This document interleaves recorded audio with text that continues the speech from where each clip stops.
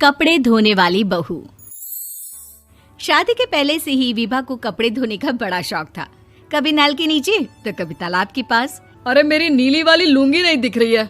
विभा की अम्मा, कहाँ रखी है लुंगी? अरे वो तो विभा ने परसों ही धोकर रखी थी आपकी अलमारी में, देखो वहीं होगी। वो ना मैंने आज धो दी, मुझे लगा कि गंदी हो गई होगी। अरे कैसे गंदी हो गई थी? उसे तो मैंने पहना भी नहीं। हे भगवान, इस लड़की के कपड़े धोने की आदत से परेशान हो गया हूँ मैं।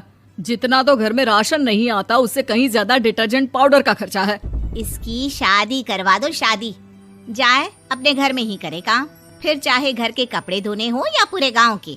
हाँ ठीक बोल रही हो, देखता हूँ मैं कोई लड़का। वो दिन भी आ जाता है जब विभा को देखने लड़के वाले आ जाते हैं। लड़की मुझे अच्छी लगी।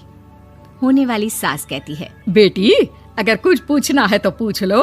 वैसे तो हमारी लड़की बहुत ही शर्मीली है, जो बोल दो वो मान लेती है, इसे क्या पूछना होगा। अरे कैसी बात कर रही हो माँ, मुझे इन लोगों के घर रहना है, सवाल तो कई है।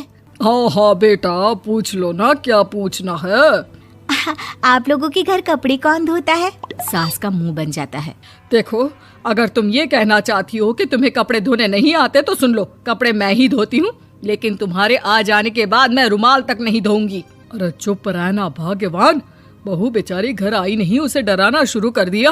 वो क्या है ना बिटिया, अभी तक तो ये कल्लू की माँ ही धोती थी, लेकिन अब तुम्हारे पापा तो दहेज में वॉशिंग मशीन देंगे ही।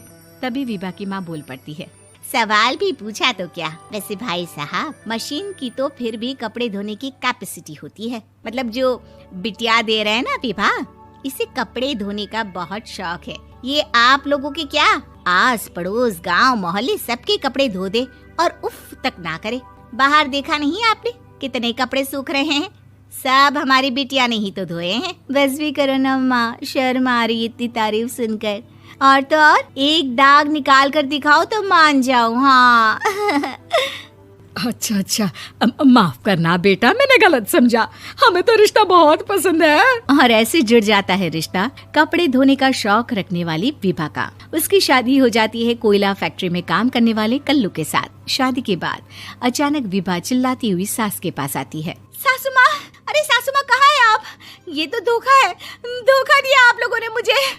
इस ससुर के चक्कर के बारे में पता चल गया। अरे तो उसमें तुझे क्यों धोखा मिला है? अरे नल में पानी नहीं आता, कपड़े कैसे कब धुलेंगे? अच्छा, तू पानी नहीं आ रहा उसकी बात कर रही है। तो आपने क्या सोचा? कुछ नहीं। अच्छा हाँ, तेरी माँ ने कहा था कि कपड़े धोने का शौक है तुझे, याद आया मुझे। शौक बोलकर कपड़े धोने वाले मेरे जुनून को कम ना आके सासू माँ, कपड़ा धोना मेरा गुरूर है। तभी पति भी वहाँ आ जाता है। अभी मैंने इसे सनी देओल की फिल्म दिखाई है, उसी के डायलॉग मार रही है माँ। अच्छा सुन, साफ बता रही हूँ, पानी सुबह 4 से 6 और शाम को 10 से 12 आता है, समझी? विभा टाइमिंग सुनकर हैरान हो जाती है। ये क्या भूतों का मोहल्ला है?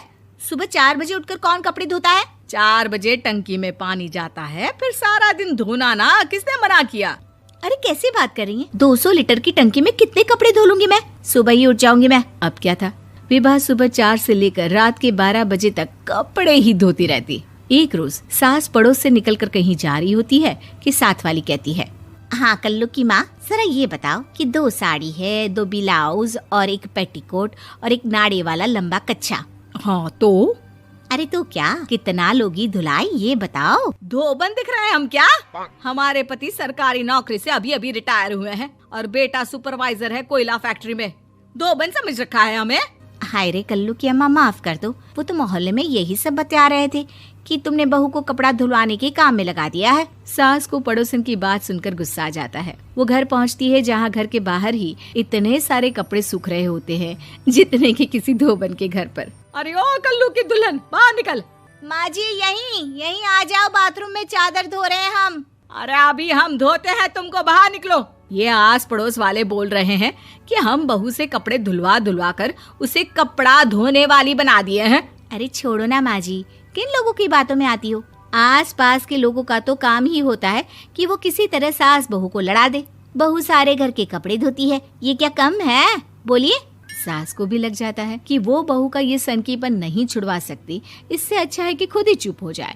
एक रोज सास और बहू मंदिर जाते हैं, जहाँ सास की साड़ी वहाँ खड़ी भीख मांगने वाली से मिलती है। माँ जी क्या बात है, आपकी साड़ी उस भिखारन से कितनी मिल रही है ना? हाँ हाँ देखो तो, दोनों की साड़ी मिल रही है। क्या बात है कल्लू की अम्मा, तुम खुद को तो अफसर की बीवी बताती हो और ऐसी सिंपल सी प्लेन साड़ी पहनकर घूमती हो। सिंपल और प्लेन नहीं है ये साड़ी। तो क्या सोने के धागे से फूल बने हैं? कुछ भी सासू माँ, कुछ भी। हाँ बने थे इस साड़ी में सोने के धागे से फूल। मेरे पति लेकर आए थे मद्रास से स्पेशली मेरे लिए 10,000 की। ताहे भाई साहब इस भिखारन के लिए भी सेम टू सेम साड़ी लेकर आए होंगे 10,000 की। सास उस वक्त तो कुछ नहीं कहती, लेकिन बहू के साथ घर आती है और अलमारी से एल्बम निकाल कर लाती है। ये साड़ी देख रही है, ये वही साड़ी है जिसे मैंने अभी पहना था। इस साड़ी में ये जो चमकदार फूल दिख रहे हैं ना, ये सोने के धागों से काढ़े गए हैं। लेकिन तू लोकल वॉशिंग मशीन ब्रश से घिस घिस कर सारे फूलों को निकाल कर साड़ी प्लेन कर दी। मुझे माफ कर दीजिए सासू माँ। और तो और, जब मैंने तुझे तेरी गलती के लिए कुछ नहीं कहा, लेकिन तूने तो सबके सामने मेरा मजाक ही बना दिया। क्यों? बहू को समझ में आ जाता है कि अब से उसका कपड़े धोना बंद।